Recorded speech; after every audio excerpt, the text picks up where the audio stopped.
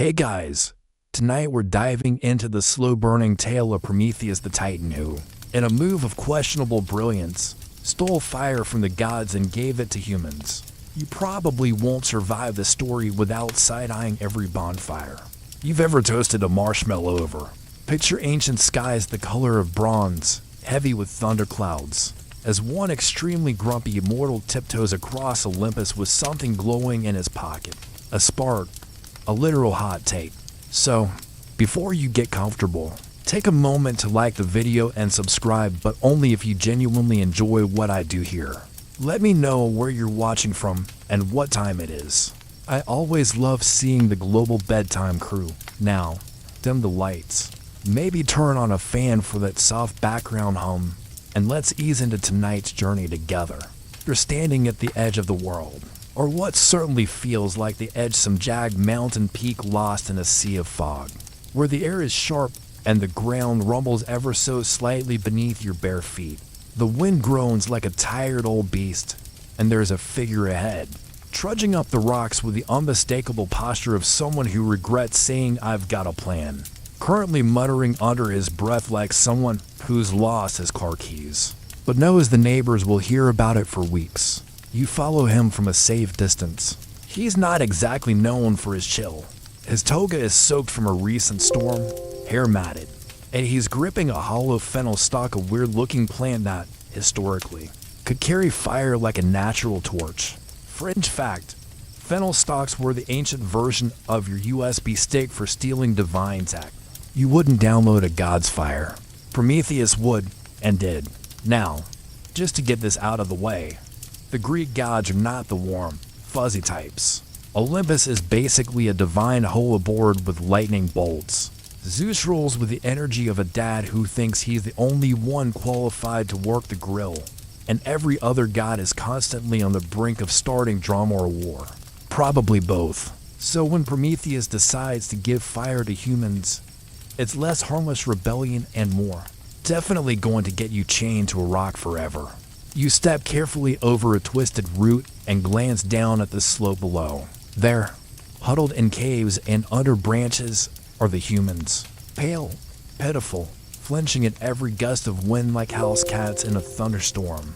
They're basically sentient popsicles. One guy just tried to cook a fish by glaring at it intensely.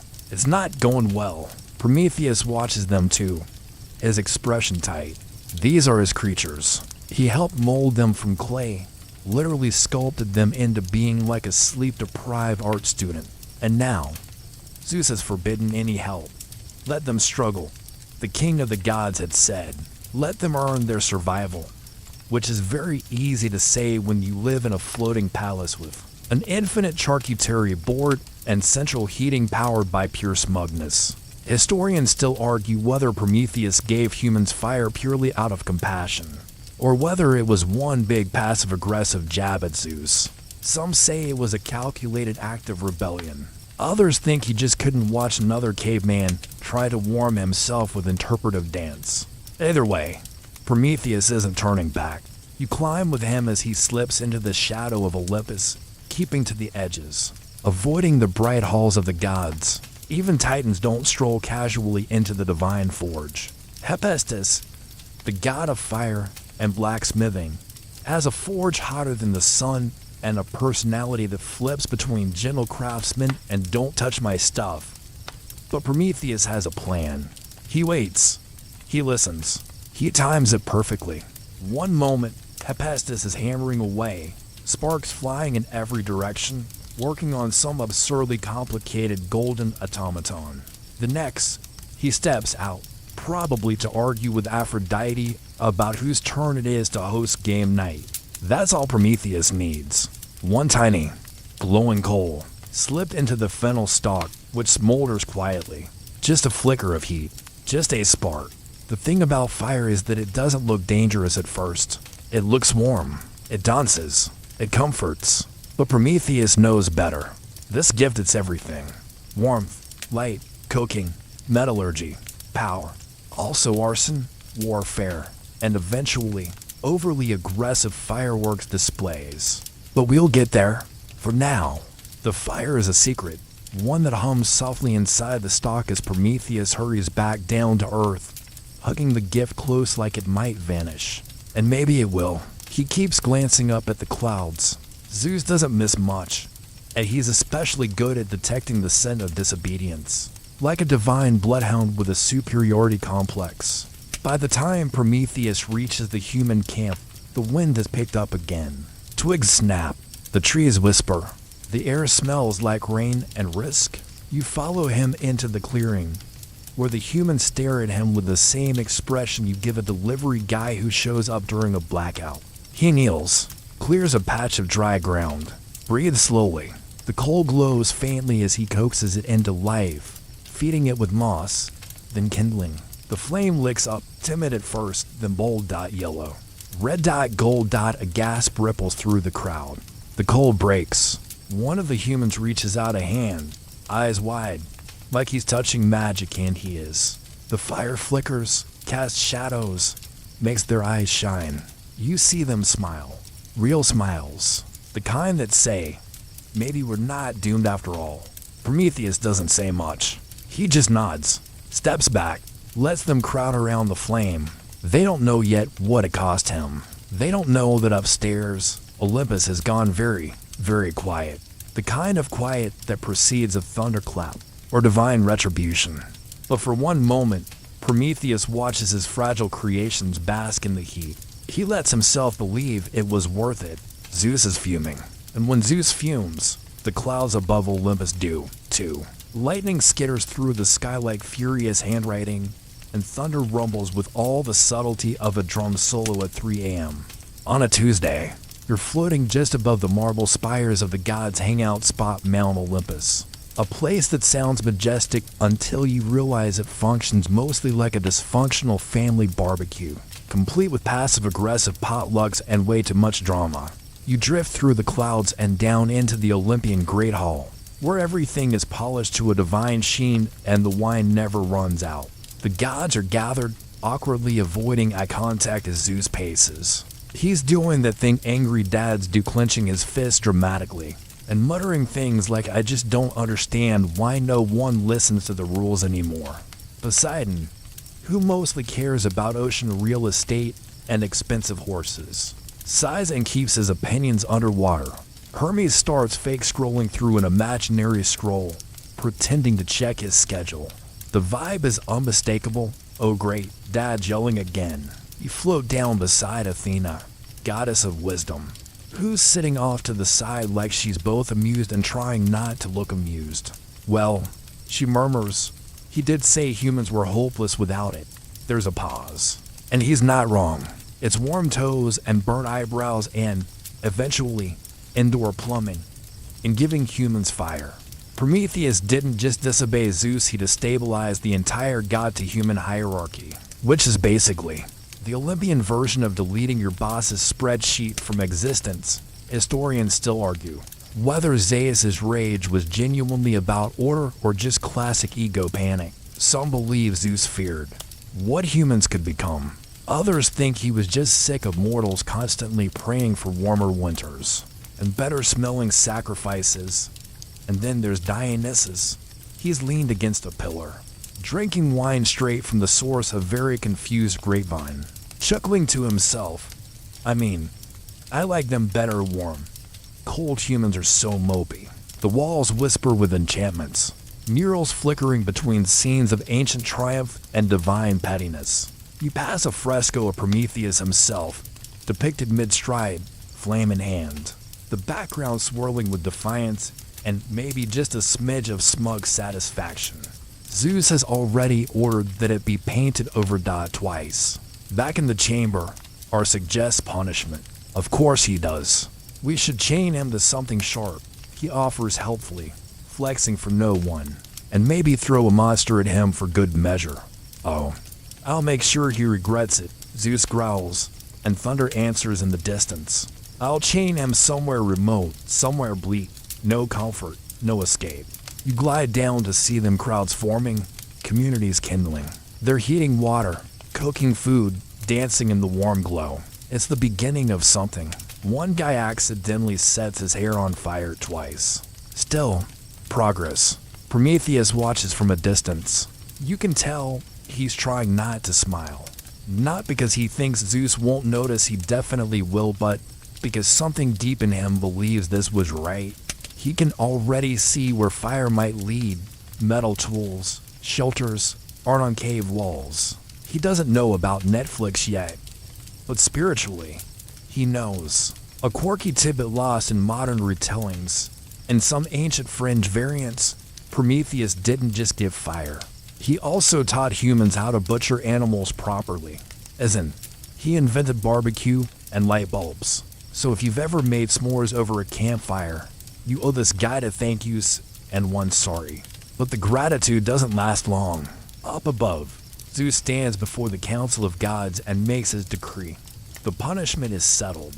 Prometheus will be bound chained to a cliff where the sun burns by day and frost bites by night. And every day, an eagle Zeus' personal delivery bird of pain will feast on his liver, which, thanks to Titan immortality, will grow back each night. A buffet of suffering. And let there be a warning, Zeus announces, dramatic as ever, to any who would challenge the divine order. As the meeting disperses and Olympus dims into night, you're left with two thoughts. First, wow, these gods really need therapy. And second, Prometheus may have brought fire to humans, but he also lit a fuse, and Zeus, he hears the ticking already. The cliffs are no joke. You stand with Prometheus at the base of a mountain that looks like it was designed by someone who thought Jag was a personality trait. The sky overhead is slate gray, the air thin and sharp like it's been honed by centuries of wind. Somewhere up above, the sun glares down with divine disapproval, and far below, the sea crashes like it's trying to climb up and pull someone down. This is the Caucasus. Not your modern-day great hiking trail with Instagram views Caucasus, but the raw, mythic version of a place so remote it practically exists in a separate emotional zip code. And today, it's got one appointment. Receive one very guilty titan and hold him indefinitely. Prometheus stands silently, staring at the rock face. You can see the thoughts rattling around in his head, like angry bees. Not regret, not yet. Mostly logistics. Chains. He mutters, definitely going to be chains. Behind you, the sound of clanking metal grows louder, and then Hephaestus arrives, lumbering forward with his forge tool strapped across his back like a reluctant contractor. His expression is the same one you'd wear if your boss asked you to install handcuffs on a friend, which is exactly what's happening. Prometheus gives him a nod, because even titans have manners. Sorry, Hephaestus mutters, unlocking a thick coil of celestial iron. It's not your fault, Prometheus replies, which is, all things considered, extremely chill. Still, as the first shackle clicks into place, divine metal against immortal skin, there's a visible shift in the air. Like the mountain itself is holding its breath. Hephaestus works quickly, looping the chains around Prometheus's wrists, ankles, chest, securing him against a jagged slab of rock that seems to jut out of the earth for the sole purpose of hosting long-term suffering. The wind howls through the pass, tugging at Prometheus's hair, his clothes, his dignity. And he takes it, not because he's unafraid, but because, somehow, this is the price he already counted. You want to look away, but you don't. Now, about the eagle. It doesn't arrive immediately, which somehow makes it worse. There's a long silence after Hephaestus leaves, the kind that fills your lungs with dread. You sit nearby, unseen, a quiet witness as Prometheus shifts against the stone, testing the chains.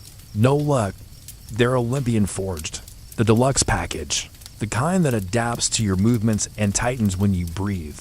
The sun moves overhead and it's lazy art. The shadows shift, and then, like a bad omen in high definition, it comes. You hear the wings first massive, leathery, flapping through the thin air. Then the screech, harsh and grating, like metal tearing. The eagle descends in a slow, menacing glide, landing with a bone-crunching thud beside Prometheus. It's enormous, easily the size of a car, if cars were made of hate and beaks. Fun historical fact. In ancient myths, the eagle is often named Ethon, meaning burning or blazing, which feels a bit on the nose, considering its job. Some French scholars even suggest the bird is a form of divine automation created by Hephaestus, half machine, half nightmare. Either way, it's here to do one thing. The eagle steps forward, clawed feet clicking on stone. Prometheus clenches his jaw. No words, no screams, just silence as the bird tears into him over and over, in a ritual of agony that resets with the sun. And this, dear listener, is where things stop being noble and start getting bleak. The punishment isn't just physical, it's psychological. Eternal repetition. No hope of rescue. No relief. Every day, the same torment. Every night, the same wail, regenerating like clockwork. Historians still debate whether Prometheus ever begged for mercy. Most sources say no. Some French versions suggest he sang through the pain, mocking the gods. One version even has him composing poetry mid-torment, because apparently being a titan comes with a stubborn refusal to give your enemies the satisfaction. You stay for hours, maybe days. Time here is a bit fuzzy. Prometheus never asks for your company, but he never tells you to leave either. And every time the eagle swoops in like some divine IRS auditor, you wonder how much one immortal being can take before something cracks. Here's where it gets interesting. Prometheus starts talking to himself, or maybe to you, or maybe just to the universe. Quiet mutters at first, then full thoughts, observations, ideas. You begin to realize he's still thinking, still planning. This isn't surrender. This is strategy. They think fire was all I had, he says one day, eyes half-lidded in exhaustion. But it was just the start. Humans, they'll learn. They'll build. They'll worship different things. He's a long game player. You think of the humans far below now inventing wheels, shaping tools, painting the insides of caves with ochre and crushed berries. They don't know the price that was paid. Not really. They just know the cold is gone. The nights are shorter.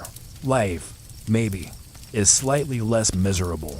There's a strange comfort in that. Even as the eagle screeches and the chains groan, you realize Prometheus wouldn't undo what he did. Not even if he could. That's the thing about fire, it spreads, and some sparks are meant to burn. You sit with him until the stars will overhead and the sky turns ink dark, streaked with frozen starlight. Prometheus breathes slowly, waiting for his liver to regrow. Again, and tomorrow, the eagle will come back. You lose track of how many days pass. It might be weeks, months. The same mountain wind slices through the gorge each morning. The same sun crests the horizon. And that same infernal eagle descends like a punctual bureaucrat with a vendetta. The routine becomes grotesquely familiar. Flap, screech, shred, scream more and more often now. Silence. Prometheus rarely cries out anymore. Not because the pain lessens, it doesn't, but because there's only so much screaming a titan can do before it becomes background noise. Like elevator music in the suffering department of Olympus. You start to notice the boredom in the eagle's eyes. Even it seems tired of this job. You sit nearby, always unseen, and try to catch fragments of Prometheus's murmuring. Lately, he's taken to narrating the progress of humanity to himself. You suspect he's picturing their evolution day by day, firelit moment by firelit moment. It keeps his mind off the very literal daily evisceration. Today, he whispers, they learn how to temper copper. Not long now till bronze. Then cities, then empires. Humans learn to shape the earth, harness animals, and argue about crop rotations.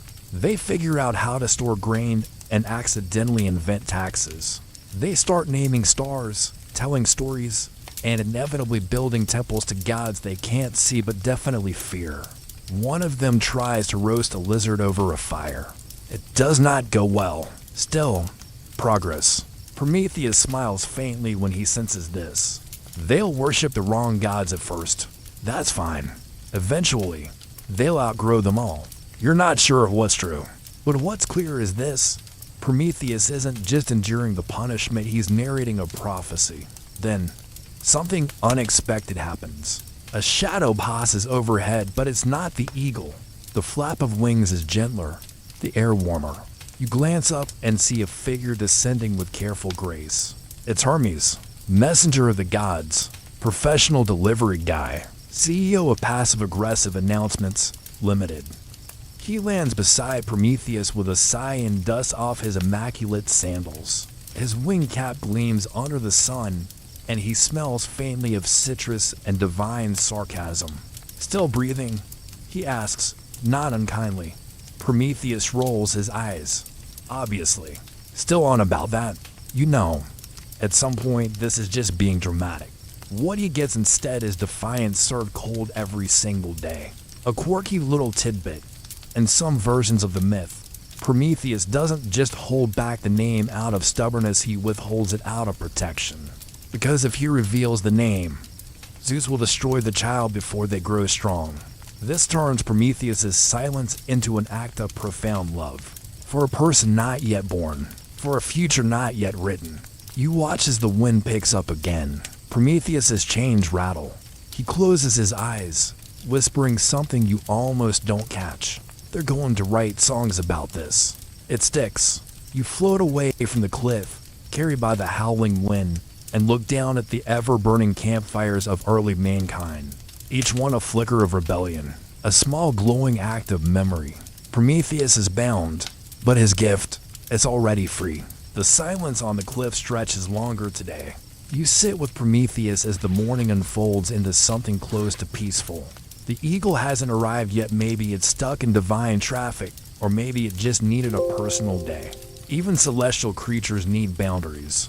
Prometheus breathes slowly, his eyes scanning the horizon. The wind dances across the stone, brushing his face with a kind of delicate cruelty only nature can master. It's the south before the storm, the lull before the liver shredding. But this morning, he seems more reflective. They were supposed to be pets, you know, he murmurs. You glance over. The humans, like wind chimes that occasionally offered him fruit and sacrifices. His voice is a slow rasp. But I looked at them and saw potential, not in the way the gods wanted, not tools, not toys, something else. Historical records tell us that early Homo sapiens evolved tools hundreds of thousands of years ago. Flint knives, crude spears, and eventually cooking. The discovery of controlled fire wasn't just warmth, it was evolution, softening food allowed humans to absorb more nutrients, develop bigger brains, and accidentally create philosophy and indoor plumbing. One simple element, fire, transformed our species. Fringe theories even suggest Prometheus didn't give literal fire, but the metaphorical spark of higher cognition, the forbidden apple of awareness, if you will. An internal ignition, like one day you're poking a stick into a hole and the next you're contemplating mortality while figuring out how to roast a goat. Fire wasn't just fire, Prometheus whispers. It was risk, responsibility, kinda like the modern internet. Back then, the gods assumed humans couldn't handle it. But Prometheus, he believed they could learn. Maybe not right away, maybe not even in one lifetime, but over generations. They had to get burned. He says, that's how you learn. Prometheus turns his head slowly. He's watching. You know, Zeus gave humans nothing, then watched them leapfrog into tool-making and fire dancing with a little titan nudge. And suddenly, they weren't grateful. They were curious, independent, disobedient. They questioned the heavens. That's not something you can unspark. Do you think he'll ever forgive you? You ask quietly. Prometheus smirks. It's not about forgiveness. It's about fear. Not even because of the child he won't name, but because of what fire represents. The breaking of a contract, the shift in power, the divine monopoly on knowledge, busted open like a clay jar. Full of rebellion, you tilt your head. Would you do it again? You turn away, already bracing yourself for the noise, the horror, the routine cruelty. But Prometheus faces the bird without fear, without anger, almost pity. Because here's the thing. He knows something the gods don't. This punishment, it's temporary. Not in duration, but in purpose. The story is moving. The fire is spreading. And down below, the humans, they're evolving faster than the gods ever anticipated. This is only the first act. You close your eyes as the eagle screeches and dives. The chain clinks like clockwork. The sun hardens in the sky. But inside Prometheus, something still glows. Call it defiance. Call it foresight. Call it hope with really sharp teeth. He bleeds, and he dreams. You can't help but notice something strange as the days pass. Prometheus is adapting. No, not physically. The eagle still arrives each morning with its aggressively punctual appetite, and the chains are just as unyielding. But mentally, spiritually, the Titan is evolving into something more than a rebel, more than a sufferer. He's becoming a philosopher. Pain. He muses one morning. His voice, hoarse but thoughtful, is only unbearable when you resist it. Once you accept it, it becomes a rhythm, an expectation. Like taxes, trust me, the second gift wields .warmth. Danger. Historians still argue whether Prometheus foresaw the dark side of his gift. There's ongoing debate about whether he understood that fire could be weaponized, that it would be used in war, in destruction, in burning things down as often as lighting them up. Some ancient poets suggest he believed in human balance. Others think he was willfully naive, blinded by his own idealism. But Prometheus, he doesn't shy away from the consequences. They'll hurt each other, he says one afternoon as the eagle circles lazily in the sky. They'll burn forests, kill, build cities on blood and ashes. But they'll also write music, build bridges, paint stars on ceilings. Now, a bit of fringe trivia. There's an obscure mythological variant where Prometheus, instead of being chained immediately, is given one chance to undo what he did. A moment where Zeus calls him to Olympus and says, "Put the fire back, seal the knowledge, reset them." In that version, Prometheus laughs right in the king's face and says, "You can't unteach fire." But it says something about how the myth was understood, not just as punishment, but as a turning point, a spark that refused to be smothered. One day, while the eagle is laid again seriously, this bird is unionized or something. Prometheus starts humming. It's off-key and barely audible over the wind. But there's a tune there, something ancient and slow. He sings between breaths, between pains. What is that, you ask? He pauses. A lullaby, old even before the gods. Something the earth sang before it knew it had voices. He shakes his head. No, not fully. But maybe one night, when they sit around a fire, they'll feel something. A presence, a flicker of the cost. And maybe that's enough. One of them lifts a hand toward the fire as if trying to grasp it. You feel it in your bones. A link. Prometheus doesn't look down. He doesn't have to. He knows. But then comes a new noise, a low rumble. Different from thunder. Prometheus tenses. He's sending someone. Goddess of the rainbow. Divine messenger number 2. And a lot less patient than Hermes. She lands like a streak of light, robes shimmering with every color that hasn't been invented yet. Her eyes flash with annoyance. She's clearly not here for pleasantries. Zeus is tired of the silence. She says, voice sharp as obsidian, "Tell us the child's name." Thought I could get this over with quicker than that wing-footed moron. Like the gods are running out of patience. But Prometheus, still singing, still bleeding, still winning. The wind smells different today, cooler, sharper, like change is coming. You and Prometheus both feel it. Something in the rhythm of the world has shifted, a subtle hitch in the heartbeat of time.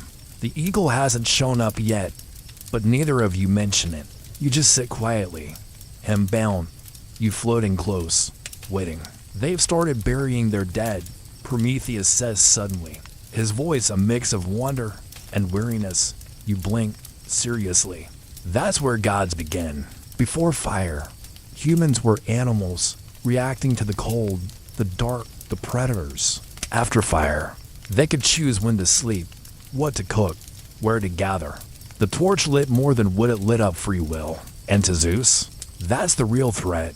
Not just clever humans, independent humans. Prometheus stretches as far as his chains will allow and glances at you. Ever wonder why the gods don't create anymore? No new beings, just laws, rules, punishments. They're not creators anymore. They're managers.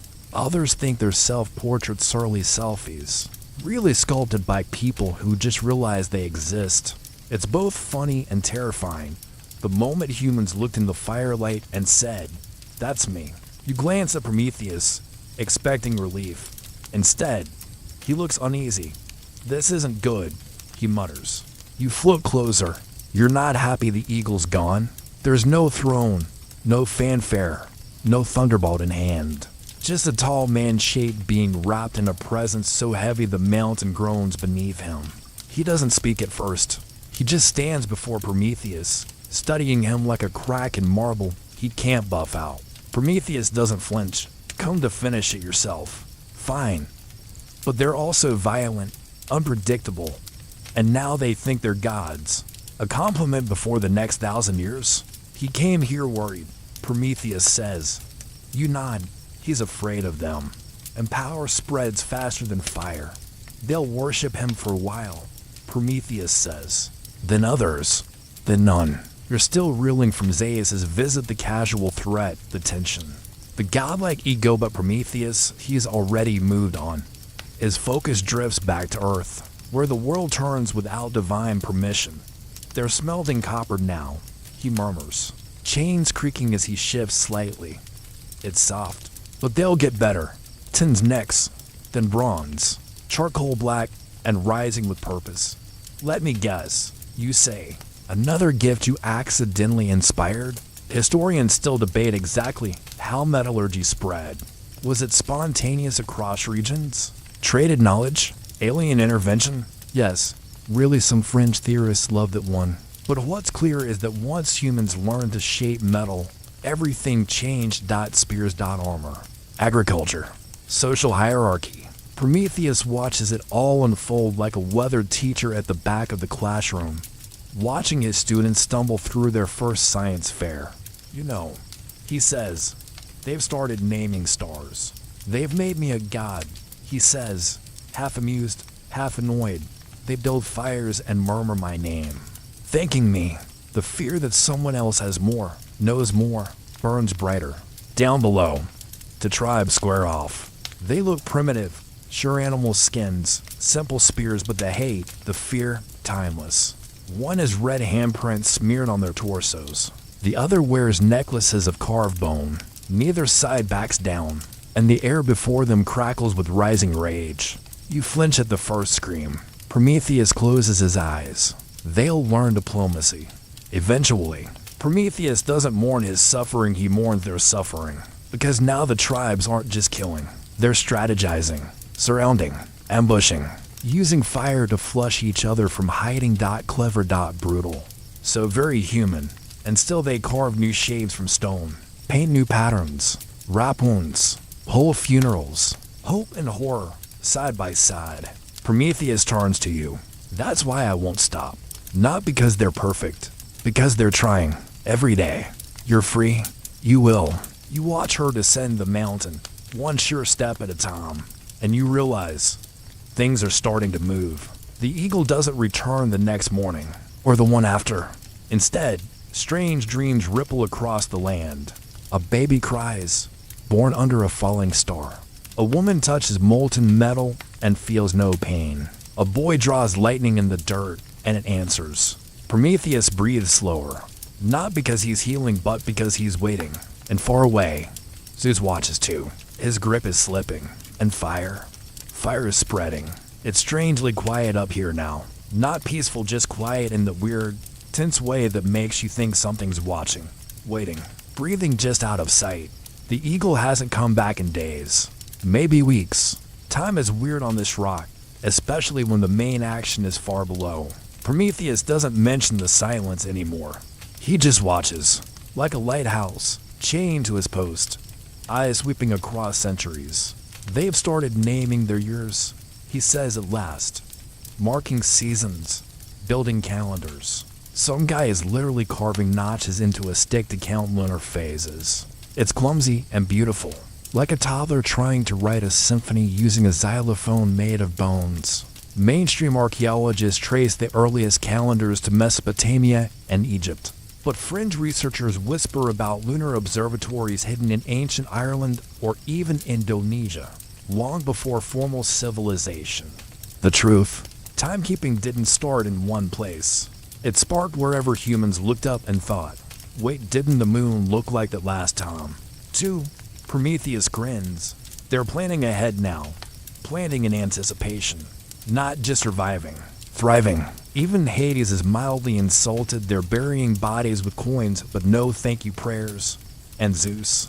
Well, Zeus is steaming. Literally. The clouds above the mountain keep going dark, rumbling now and then like a stomach full of rage. You can almost picture him pacing across his stormy halls, clutching his lightning bolt like a stress toy. Prometheus chuckles. He's waiting for an excuse, because down below, cities are blooming. Okay, not cities in the modern sense, but larger clusters, proto-urban settlements, a place where 20 huts sit together instead of 2, where strangers trade flint, honey, maybe a bead or two carved from seashell, a place where gossip is born. They're telling stories about me now, Prometheus says. You grin. The good kind. One guy, possibly bored, possibly brilliant, starts decorating the edge of his spear with spiral patterns that serve no function whatsoever. And just like that, art evolves beyond necessity. You see it happening in real time. A spear becomes a symbol. A tune becomes a ritual. A name gets passed down through generations just because it sounds nice. That's the magic, Prometheus whispers. Not fire, not metal. Meaning, people scream, animals scatter. Some brave soul tries to toss water at it using a cracked bowl. Zeus, you ask, already knowing the answer. Prometheus grits his teeth. He warned me. He'd strike when they forgot to fear. They'll do this for centuries, he murmurs. Blame themselves when things go wrong. Bow when thunder growls. But whether metaphor or muscle, he's here. He hurts them, and they blame themselves. Prometheus opens his eyes.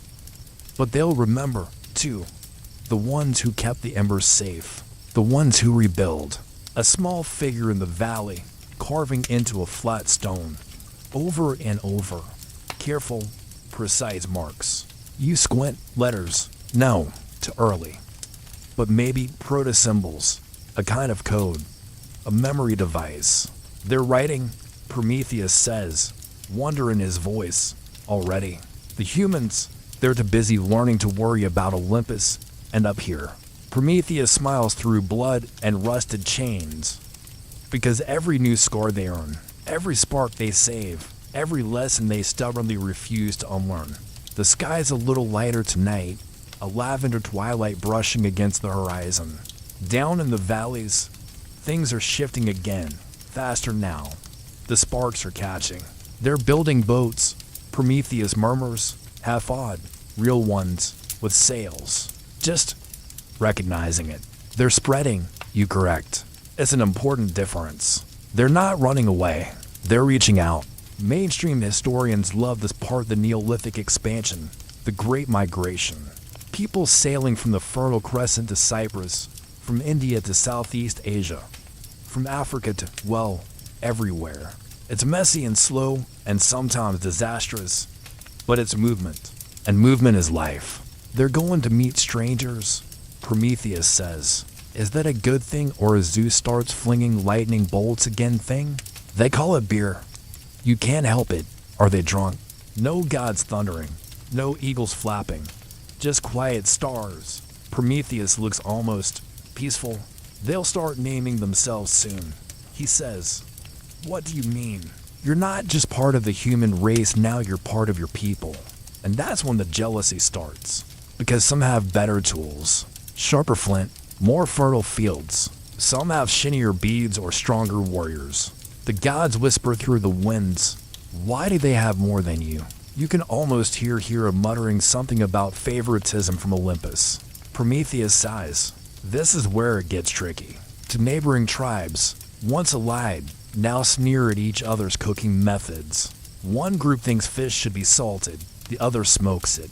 And because humans are creative and petty, this somehow becomes a metaphor for everything wrong with the universe. Soon, there are skirmishes again, not full wars, but tensions, ambushes, silent resentment.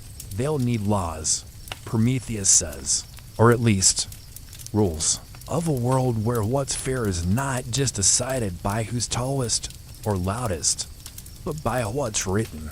Still, nothing is perfect. Zeus will be back soon, Prometheus mutters. He's watching the cities grow, and with cities comes drama. One man claims the river belongs to him. Another says he found it first. The village elders are forced to meet under a fig tree and decide who gets how many buckets. Per day, someone brings figs to the meeting, which feels passive-aggressive. Prometheus shakes his head, amused. They're learning bureaucracy. Almost, he murmurs, they'll crown kings next. Still, one little girl squats nearby, drawing shapes in the dirt, quietly, patiently. Her eyes shine. She's learning to read. Prometheus says softly, "How do you know?" You hear it before you see it, wings slicing the thin mountain air like knives through silk. That low, metallic screech echoing off the cliffs. Prometheus doesn't flinch. He doesn't even look up. It lands heavily, feathers rattling, beak glinting like bronze in the sun. It regards you with eyes that have seen too much and like none of it. And then it begins again. You turn away. You've seen this before too many times. The sound is awful, wet and slow, like someone squeezing fruit through a grate. But Prometheus, he just stares ahead. He's used to it now. Or maybe not used to it, just resigned. They're building temples now, he says through gritted teeth. You blink. What? Down below. Smoke curls into the sky, not from hearths this time, but from ritual fires. You see goats being led to stone platforms, priests in animal skins chanting under the midday sun. Someone's painted a huge mural of a bearded man tossing a thunderbolt. You don't need a label to. Guess who it is? Prometheus exhales sharply. Zeus wanted obedience. He's getting it. You still think the fire was worth it? You ask, quietly. Prometheus doesn't hesitate. Yes, because some of them are still asking questions. Not always by name, but the idea, the spark, the one who said no. But here, in the strange reality, Prometheus is both symbol and man, torn open each day, yet unbroken. He sent dreams to a priestess last night. Prometheus says suddenly. You blink. What kind of dreams? Gaslighting via dreamscape. Zeus really outdid himself. Carefully, they add to it. Marks scratched in cuneiform. Lists, records, ideas. They're archiving. You whisper. Prometheus smiles, blood drying across his ribs. Words are safer than statues. You can burn a temple, but if even one copy of an idea survives, you want to apologize to him personally. But among the paperwork and power games, another spark ignites. A man questions the priest, not rudely, just curiously. Why does the god need so much grain? But here, in this early fire-lit cradle of civilization, you're watching it bloom in real time. Philosophy, even in its roughest form. Prometheus's voice is faint now. They'll forget my name in some places, but the fire, they'll build empires next. Always does. The eagle's already come and gone today, lazily picking through ribs like a god-blessed scavenger buffet. But his head is turned now, watching the horizon, listening. They're building something, he says, voice raspy. You squint through the haze. In the valleys and hills far below, humans have gone vertical. No more huts and tents. Now, cities are climbing brick by brick, beam by beam toward the sun like they're trying to elbow Olympus out of the sky. They've learned how to quarry, Prometheus says, and stack, and measure. All done with tools that would make a modern contractor sob gently into their coffee. You know, you mutter, if they put this much effort into inventing decent plumbing, eventually, they'll turn communal wells into full-blown aqueduct systems with indoor baths and ridiculous garden fountains that only rich people use for dramatic entrances. But right now, it's all trial and error. One man in a dusty tunic screams as he drops a block on his toe. Another curses the gods when his scaffolding collapses. A group of elders debate the correct width for ceremonial steps. And yes, someone invents plumbing. Sort of. Fringe historians insist that the Minoans of Crete had flushing toilets and multi-story drainage long before the Romans took credit. Historians still argue whether those early systems were truly sanitary or just clever holes in the floor. Either way, progress is dripping sometimes literally into everyday life. Prometheus shifts. They're building temples again. There are now dozens of names in the air: Athena, Hera, Demeter, Poseidon, Dionysus, who is clearly running some kind of eternal wine rave, and others whose reputations vary depending on which local priest is writing the scroll. Branding. You whisper, they're franchising divinity. They carve marble statues of improbable perfection, each more muscular or majestically windswept than the last. They design rituals, calendars, priesthoods, and festivals. Entire cities revolve around which god they like best, and whether the god's better than the one. Downriver. It's religion, you say. Prometheus frowns. It's identity again. Weaponized this time. One city hurls curses at another, accusing their neighbor's god of being fake, rude, or just plain ugly. Soon, they're not just arguing, they're arming. That guy with the pointy helmet looks like trouble. You point out, yeah, he's going to call himself a king. He's uniting the tribes. Prometheus murmurs. You nod. For what? And somewhere in the chaos, a scribe scribbles, furiously recording each event with a trembling hand. He'll survive, Prometheus says, because he wrote things down. Historians still argue whether Gilgamesh was real, or just the world's first tragic anti-hero with excellent PR. Some artists, philosophers, weird lonely inventors slip away into the hills. They build schools, or something like them. They teach children how to observe the stars, or shape metal without burning their eyebrows off. A woman in a pale tunic carves the first known algorithm into stone. Not for glory, just because it makes sense. They're dreaming of more than survival, you whisper.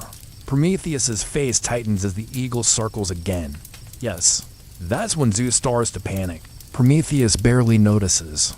The eagle came early and usually hungry, and now he just hangs there, half-conscious, blood already knitting back into stubborn tissue. You sit nearby, soaked and silent, but down below, no one's stopping for the weather. Humans are marching again. Boots slap muddy roads. Flags ripple.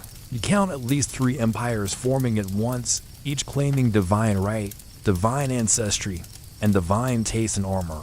Their leaders don't just conquer. They justify.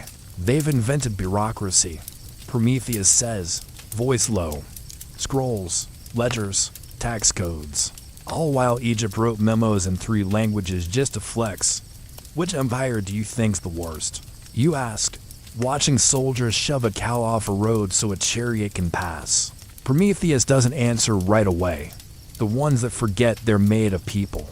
Efficiency and oppression walk hand in hand, pausing only to admire themselves in marble statues. There's one emperor in particular, draped in purple, chin permanently lifted, with a habit of comparing himself to the sun. He raises taxes, doubles them, then calls it divine math. But in the alleys behind his palace, you hear murmuring. Not worship, not rebellion either, just philosophy. They're talking back, you say. Prometheus's smile is faint, but proud. You creep closer to one gathering. A group of students sits in a shaded courtyard, listening to an old man scratch shapes into the dust with a stick, circles, triangles, formulas. What is justice? He asks. What is the good life? French scholars believe that ancient thinkers often disguise their critiques as questions, metaphors, or even jokes. It was the only safe way to challenge the order sneak descent past the guards. Disguised as dinner conversation, Prometheus laughs softly. Humans ask dangerous questions better than anyone. Someone staging a play about a king who defies the gods and loses everything. Another troupe puts on a satire where the gods are lazy, drunk, and terrible at relationships. The crowds roar with laughter. They're mocking Olympus. You whisper, yes, carefully. No compromise. Prometheus's expression darkens. Here we go. You see communities bound not by blood, but belief. Strangers calling each other brother and sister. A slave kneels beside a nobleman, both praying to the same invisible force that parts knew. You admit, Prometheus nods. Equality and faith. Powerful, dangerous. It's exhausting. You sit beside Prometheus in the gathering dusk, watching yet another empire rise over the bones of the last. They carve laws in stone, crown themselves chosen, and build monuments to themselves as if time is something they can defeat with sheer architecture. You see a building so massive it blots out the skyline. Its columns are as thick as trees. The acoustics are engineered to make every whisper sound like thunder. The ruler calls it a temple, but everyone knows it's a throne room with incense. They love their illusions, Prometheus sighs. But they keep dreaming, you reply, because even as rulers lie and generals flex, in the back streets of one coastal city, a young thinker writes feverishly. Her ideas are mathematical, poetic, subversive. She says the earth is round. She says the stars can be mapped.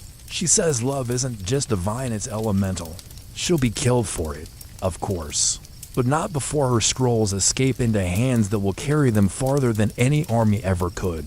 And Prometheus, bloody, chained, but unbowed, smiles once more, because the fire still spreads, even in shadow, even in silence, even when the gods aren't watching. The wind is colder now, not mountain cold, though Prometheus still shivers from time to time, but history cold.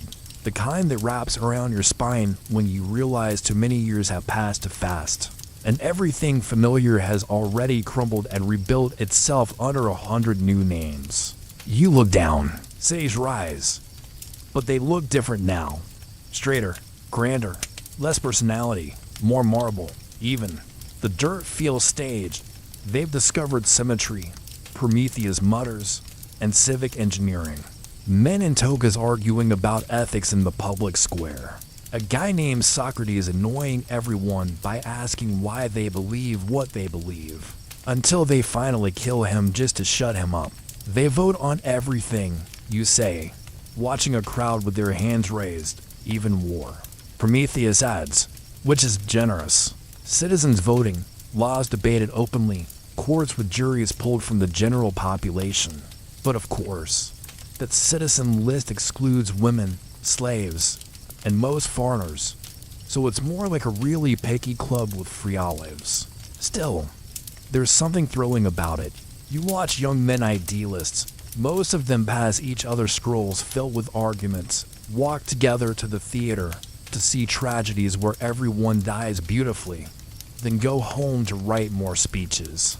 They've turned living into an art, you say. Prometheus grunts, or performance. Diplomats going, arrows come out. The Greco-Persian wars erupt like thunder across the Mediterranean, and suddenly, those well-educated Athenians are building ships faster than philosophers can complain about them. You see the battles, Marathon, Salamis, Thermopylae. Famous names, Hollywood moments, but up close, it's just chaos and sweat and fear. You flinch as one soldier falls, eyes still wide with disbelief. They died for stories, you murmur. They lived for them too, Prometheus replies. And then, a twist. A boy is born. He grows up fast, his tutors barely keeping up. He reads Homer like it's a military manual, dreams of thunder, and rides horses like they're extensions of his ego. They call him Alexander. You watch him conquer Persia like it's a weekend project. He names cities after himself like a guy tagging his high scores in permanent marker. Why stop at one empire, you say, when you can collect them all? Pieces of pieces of pieces. Really good plumbing. You watch as Julius Caesar crosses a line no one's supposed to cross, literally the Rubicon. And then everything falls apart. Republic dies. Empire rises. Enter the age of emperors with bad habits and worse advisors. Caligula makes his horse a senator. Nero fiddles. Rome burns. You look to Prometheus. Are they okay? In Judea, a man walks barefoot through sand, telling stories about kindness and humility and turning the other cheek. He's not a general, not a king, just tired, maybe, but gentle. His words outlive him, and suddenly, faith spreads not through conquest but through suffering. You see early Christians hiding in catacombs, drawing fish symbols on the walls. You see women cradling scrolls beneath cloaks. You see communities forming quiet, stubborn, growing. French scholars sometimes claim that Christianity's rapid spread came from its radical appeal to the poor and disenfranchised. It promised dignity. It promised love. It promised that even the broken could be divine. They're building something invisible, you whisper. Prometheus closes his eyes. The fire spreads differently now. Historians would call it a fall, but really, it's a slow disassembly. And as the light dims over the empire, you hear one last Latin echo, Veni, Vidi, Vici. Then silence. You step into the twilight of the ancient world, where the silence after Rome's fall feels less like peace and more like a deep breath held too long. The streets you knew once paved with marble and empire are cracked, overgrown with weeds, and eerily quiet. It's the beginning of the so-called Dark Ages. Except, of course, it's not really dark. Not everywhere. Anyway, while Europe stumbles in fragmented kingdoms and warring tribes, other parts of the world light new fires. You hear the distant call to prayer echoing across the deserts of Arabia. A man named Muhammad is preaching unity under one God. His words spread like wildfire not through armies, but through caravans and trade routes. The Islamic Golden Age dawns. You watch cities like Baghdad blossom overnight. Libraries bigger than palaces. Scholars translating Greek, Persian, and Indian texts by candlelight. Mathematics, astronomy, medicine all flourishing. Prometheus leans closer. They preserved what others lost, and then improved it. Monks drink questionable ale and debate theology in candlelit scriptoria, which is exactly as boring as it sounds but vital. Historians still argue whether the Dark Ages were truly dark, or just misunderstood. You nod, because darkness is relative. You imagine the first woodblock printing paper pressed to a carved wooden plate, and feel the quiet revolution it represents. Mass communication before mass communication. Back in Europe, feudalism takes root. Lords, vassals, and serfs form a complicated social dance that is basically a high-stakes game of who owns what. But it keeps order. Elsewhere, Viking longships cut through icy waters, raiding, trading, exploring.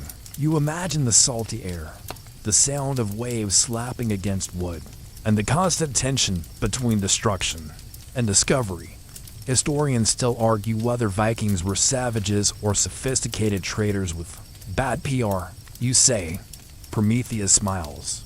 Both. And beneath it all, the human story continues, patient and persistent.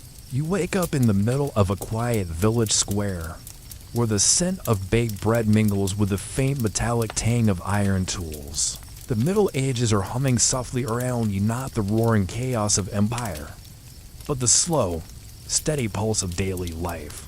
Farmers till fields with wooden plows, their hands rough but sure. Children chase each other around market stalls piled high with apples and woven cloth. A blacksmith's hammer rings out rhythmically, shaping iron into horseshoes and swords. You realize this era's real power isn't in grand battles or dazzling conquests, it's in the ordinary. And yet, the ordinary is anything but boring. You watch as towns grow, walls rise for protection, and trade routes reconnect distant lands. The Silk Road pulses with caravans carrying spices, silk, and stories from China to Europe. Historians still argue how much this exchange influenced Western art and science. But you can see the evidence in the intricate patterns on pottery, the strange new fruits at the market, the curious tools brought by travelers.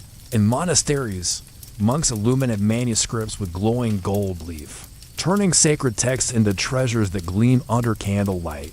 But the church's shadow looms large. It is both a sanctuary and a cage. You notice whispers of dissent, people questioning authority, hoping for reform, even if the word hasn't been invented yet. Over in the university's new institutions just starting to take shape, students pore over texts, arguing in Latin about Aristotle and theology. The clash of reason and faith grows louder. You catch a glimpse of one thinker, Roger Bacon, obsessed with experimentation and observation, planting seeds for what will one day become science. Science is born from curiosity and frustration, Prometheus murmurs. Beyond the scholarly walls, the peasantry faces hardships, famine, disease, and war-gnawed communities. The Black Death looms on the horizon like a silent, invisible predator. Yet, amidst the suffering, art flourishes. Gothic cathedrals rise toward the sky, their stained glass windows telling stories in color and light. Music grows more complex, moving from simple chants to intricate polyphony.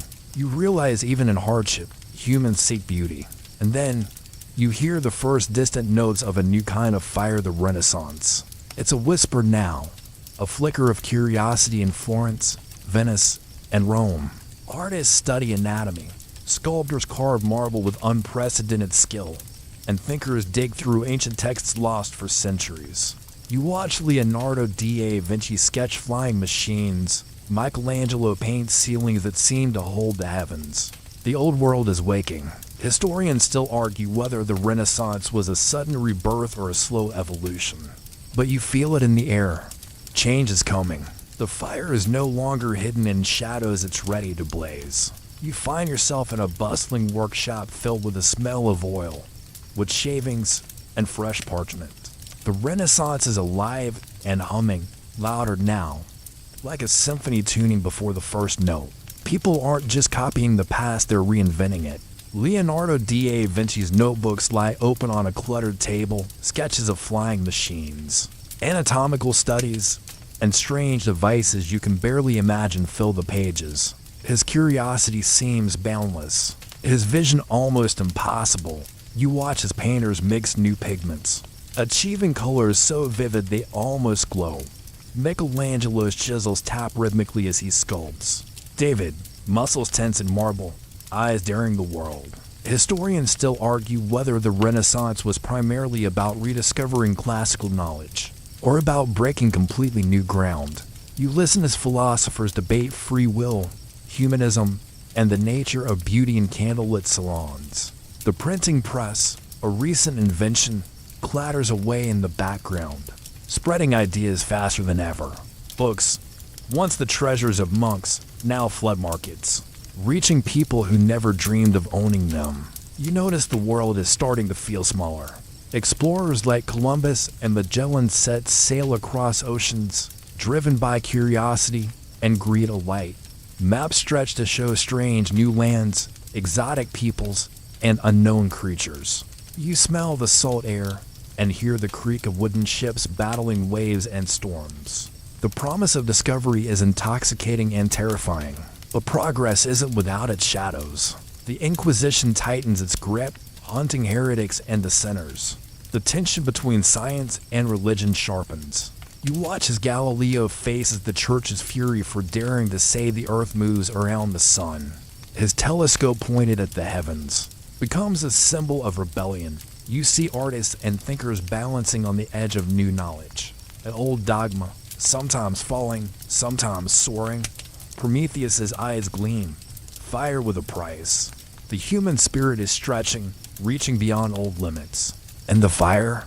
It's spreading like wildfire, fueled by wonder, ambition, and yes, a bit of chaos. You sit back and watch it all unfold, knowing your story is just getting started. The air grows heavier now, thick with the scent of ink, gunpowder, and ambition. You follow the restless tide into the age of enlightenment, a world where candles burn late and minds burn brighter. Philosophers gather in salons filled with smoke and soft chatter, debating liberty, reason, and the rights of man. You hear the name Voltaire tossed like a spark, sharp, witty, and unapologetic. In this age, everything is questioned. Kings, churches, even the very nature of knowledge. You sip. Your imaginative is ideas about democracy, equality, and freedom spread through pamphlets and coffee houses. Historians still argue whether the Enlightenment's optimism blinded it to the chaos it would soon unleash. You glance toward Paris, where whispers of revolution stir beneath powdered wigs and gilded salons. The American colonies are also murmuring about independence, inspired by philosophers whose words cross oceans and time zones. Meanwhile, scientific discoveries reshape understanding. Newton's laws describe motion. Electricity hums as a new force to master. Biology and chemistry begin to untangle the mysteries of life. You watch experiments flicker to life in labs cluttered with glass and curiosity. Yet, this bright fire casts long shadows. Empires expand aggressively, fueled by reason, but driven by greed. Colonization spreads across continents, dragging new worlds into old conflicts. You sense the cost. Lives uprooted, cultures erased, and a planet forever altered. Prometheus's voice is low. Fire warms, but it also burns. Romantics lament lost innocence. Realists paint the grit of life. Composers craft symphonies that echo the tumultuous spirit.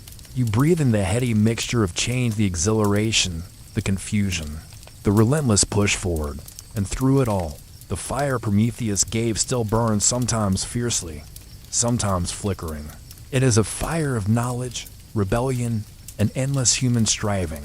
And tonight, as you listen, it burns just for you. The world hums now with steam and gears, the smoky breath of the Industrial Revolution. You find yourself in a cluttered factory where machines clang and hiss, and the air tastes of coal dust and sweat. Men, women, and even children move at a relentless rhythm, feeding fires that never sleep. The age of invention is here. Steam engines puff like metallic dragons, trains roar across continents, and factories tower like mountains of iron and ambition. Cities grow wildly dizzying labyrinths of brick and smoke. You walk past crowded tenements where families live cheek by jowl, sharing dreams and despair. Historians still argue whether industrial progress improved lives overall or deepened inequality and hardship. You see both sides clearly. Workers strike, demanding fair hours and pay, while factory owners count profits in cold numbers. You overhear talk of unions, laws, and the slow creep of social reform. Meanwhile, scientists like Darwin shake the foundations of understanding. You witness the storm when on the origin of species challenges old beliefs about creation. People are divided, some terrified, some exhilarated. Prometheus sighs. Fire of knowledge can scorch old certainties. You imagine the vast railroads snaking through jungles, the telegraph wires humming beneath oceans. Yet, with progress comes resistance. You glimpse indigenous peoples fighting to preserve their lands and ways. Historians still debate how much colonialism stunted or shaped modern nations. Back in the cities, the arts respond. Realism and Impressionism capture the new world's energy and alienation. You hear Chopin's piano whisper sorrow and hope. And in small cafes, writers and thinkers challenge society's rules. The fire Prometheus gave has become a furnace of change, powerful, unpredictable, and relentless. As you step out into the dimming evening, the glow from factory chimneys fades into stars. You feel the weight of what came before and the pulse of what's yet to come. Night deepens as you step into the 20th century, a whirlwind of change spinning faster than ever before. You hear the distant roar of engines and the crackle of radios, the hum of cities pulsing with electricity and ambition. The world has shrunk again, this time with planes cutting across skies, and messages zipping invisibly through the airwaves. You witness the Great War's trenches muddy, cold, and filled with the echoes of lost dreams. Millions fight and die in a conflict born from tangled alliances and old rivalries. Historians still argue whether this war was inevitable or a tragic failure of diplomacy. You smell the gunpowder and feel the weight of grief. Then comes the Roaring Twenties, just spilling from smoky clubs, flappers dancing like tomorrow doesn't exist, and skyscrapers reaching ambitiously toward clouds. But the bubble bursts crash, depression, uncertainty. You watch as the world edges toward another storm, even more devastating. World War II erupts, cities burn, ideologies clash, and the horrors of genocide unfold. You see courage and cruelty side by side. Prometheus's fire now flickers with both hope and warning. After the war, the Cold War's icy tension divides the world. But technology leaps forward rockets, computers, and dreams of reaching the stars. You hear Neil Armstrong's quiet words from the moon, one small step for man. Meanwhile, movements for civil rights, women's liberation, and environmental awareness light sparks of justice and reckoning. Historians still debate how much progress has truly been made, and what struggles lie ahead. You see humanity grappling with its own reflection, flawed, brilliant, hopeful, and broken as the 20th century closes. You feel the pulse of a global community connected by technology, culture, and shared challenges. The fire Prometheus gave is now a complex blaze capable of creation and destruction in equal measure. And tonight, you feel it softly warming your skin. You drift into the present, where the world hums with digital pulses and endless streams of information. Your fingertips brush glass screens, glowing softly in the dark, gateways to knowledge, connection, and distraction. The fire Prometheus gave now flickers inside circuits and servers, lighting up billions of screens. You scroll through histories, stories, and endless debates, voices from every corner of the globe blending into a restless chorus. Cities pulse with neon and lead, while remote villages cling to traditions passed down like fragile embers. You hear the buzz of drones overhead, the soft whir of electric cars, and the quiet tap of fingers on keyboards. Technology speeds forward, reshaping what it means to be human. Historians still argue whether this digital revolution brings us closer together, or isolates us behind screens. You sense both the thrilling promise of knowledge at your fingertips, and the quiet loneliness of the modern age. Global challenges loom: climate change, political unrest, questions about artificial intelligence, and the future of work. You imagine the fire flickering in new-formed solar panels soaking sunlight, fusion reactors humming, minds connected in virtual reality. The ancient story of Prometheus resonates more deeply now. He gave fire to humans, an empowering, dangerous gift. Tonight, you feel that gift in your chest, a warm pulse of curiosity, creativity, and caution. You understand that fire is never just a tool. It is a symbol of our relentless quest to illuminate the dark. And as you settle into your pillow, the world quiets around you. The fire within you burns steady, ready to light dreams, ideas, and maybe even a better tomorrow. You breathe deeply. The story, after all, is yours to carry forward. Now, as your eyelids grow heavy and the room softens into shadows, let the warmth of the story wrap around you like a cozy blanket. The flickering flames of ancient myths, the steady glow of human progress, and the quiet embers of hope mingle gently in your mind. No need to rush or hold tight, just let yourself drift with the fire's rhythm, slow and steady, soft and comforting. The world outside continues its restless dance, but here, in this moment, peace settles in. Imagine the gentle crackle of a campfire under a vast, starry sky, the warmth on your skin, the cool night air whispering promises of new beginnings. Let your breath match the fire's pulse, slow, calm, even. And as you sink deeper into sleep, remember that every spark of curiosity, every flicker of wonder, carries you forward. Prometheus's gift is not just fire, it's the light inside you, glowing quietly, ready to ignite again with the dawn. Good night.